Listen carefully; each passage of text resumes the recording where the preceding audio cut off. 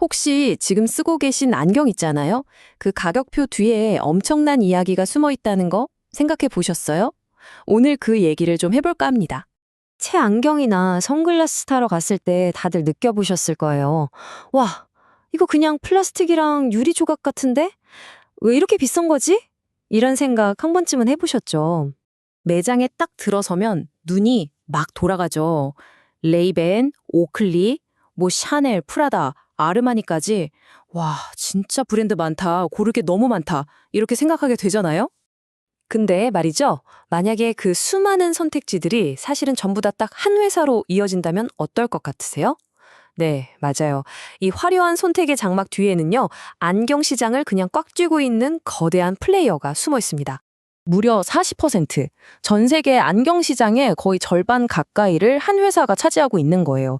이게 얼마나 대단하냐면요, 2등부터는 점유율이 한 자릿수거든요.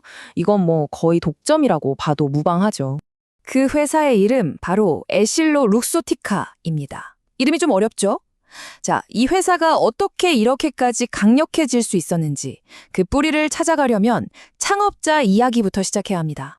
이 거대한 제국은요, 사실 한 사람의 평생을 관통하는 아주 지독한 신념, 거의 집착에 가까운 철학에서 시작됐습니다. 레오나르도 델 베키오. 이 사람의 어린 시절은 정말 순탄치 않았어요. 어머니가 너무 가난해서 결국 고아원에 보내졌거든요. 이 경험이 그의 인생 전체를 바꿔놓습니다. 아, 절대 누구에게도 의지해서는 안 되겠구나. 내 운명은 내가 통제해야 한다. 이 생각이 거의 집착 수준으로 자리 잡게 되는 거죠.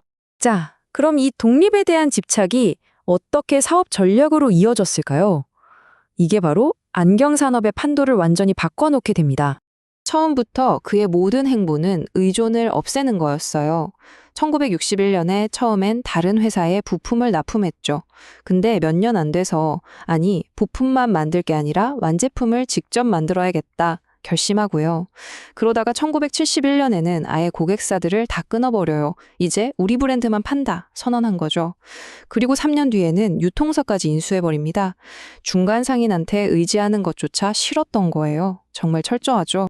이게 바로 경영학에서 말하는 수직 계열화라는 겁니다.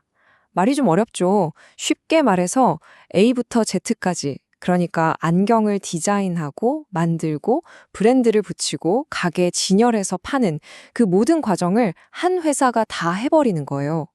데베키오한테는 이게 바로 완벽한 독립이었던 거죠. 그래서 그는 아주 강력한 4단계 시스템을 구축합니다. 첫째, 제조. 자동화 기술로 안경테를 아주 잘 만들고요. 둘째, 브랜드. 아르마니 같은 명품 브랜드랑 라이센스 계약을 맺어서 안경을 패션 아이템으로 격상시킵니다. 셋째, 인수. 레이벤처럼 이름은 있는데 좀 휘청거리는 브랜드들을 헐값에 사들여요. 그리고 마지막 넷째, 소매. 렌즈 크래프터스나 선글라스 헛 같은 안경 체인점들을 아예 사버려서 판매 창구까지 장악해버립니다. 완벽하죠? 이 시스템의 위력이 어느 정도였는지 보여주는 아주 대표적인 사례가 바로 레이벤입니다. 룩스티카가 인수하기 전에 레이벤은요, 이미지가 너무 안 좋아서 주유소 같은 데서 29달러에 팔리던 신세였어요. 그런데 룩스티카가 이걸 인수한 뒤에 어떻게 했게요? 생산을 확 줄이고 고급 매장에서만 팔면서 가격을 150달러 이상으로 확 올려버립니다. 순식간에 싸구려 브랜드가 럭셔리 아이콘으로 부활한 거죠. 이게 바로 룩소티카의 힘이었어요. 자, 이렇게 완벽한 시스템을 갖추니까요. 룩소티카는 브랜드를 살릴 수도 있었지만 반대로 경쟁자를 그냥 죽여버릴 수도 있었습니다. 바로 오클리 사례처럼요. 때는 2001년. 당시 룩소티카는 세계 최대 선글라스 체인점인 선글라스 헛을 가지고 있었어요. 그러니까 유통을 꽉 쥐고 있었던 거죠. 이걸 무기로 당시 아주 잘 나가던 브랜드 오클리에게 접근합니다. 룩소티카가 말하죠. 우리 매장에 물건 넣고 싶으면 도매가 좀 깎아줘. 근데 당시 오클리도 한가닥 하던 브랜드였거든요. 그래서 싫은데? 하고 거절해버립니다. 자, 여기서 룩소티카가 뭘 했을까요? 아주 간단하고 무서운 방법을 씁니다. 그냥 전 세계 2,000개가 넘는 선글라스 헛 매장에서 오클리 제품을 하루아침에 싹 다 빼버린 거예요. 오클리 입장에선 주력 판매처가 통째로 사라져버린 거죠. 그야말로 재앙이었습니다. 결과는 보시는 그대로입니다. 가장 큰 유통망에 막히니까 매출이 급감하고 주가는 그냥 바닥을 쳤어요. 아니, 물건을 만들어도 팔 데가 없는데 어떡하겠어요. 결국 버티다 못한 오클리는 백기를 들었고 2007년에 21억 달러, 우리 돈으로 2조 원이 넘는 금액에 룩소티카에게 인수장하고 맙니다. 하지만 델 베키오의 완벽한 독립을 향한 질주는 여기서 멈추지 않았어요. 아직 그가 컨트롤하지 못하는 딱 하나가 남아 있었거든요. 바로 안경의 핵심, 렌즈였죠. 그 시각 프랑스에는 에실로라는 또 다른 거대 기업이 있었습니다. 룩소티카가 안경테의 제왕이었다면 에실로는 렌즈의 제왕이었어요.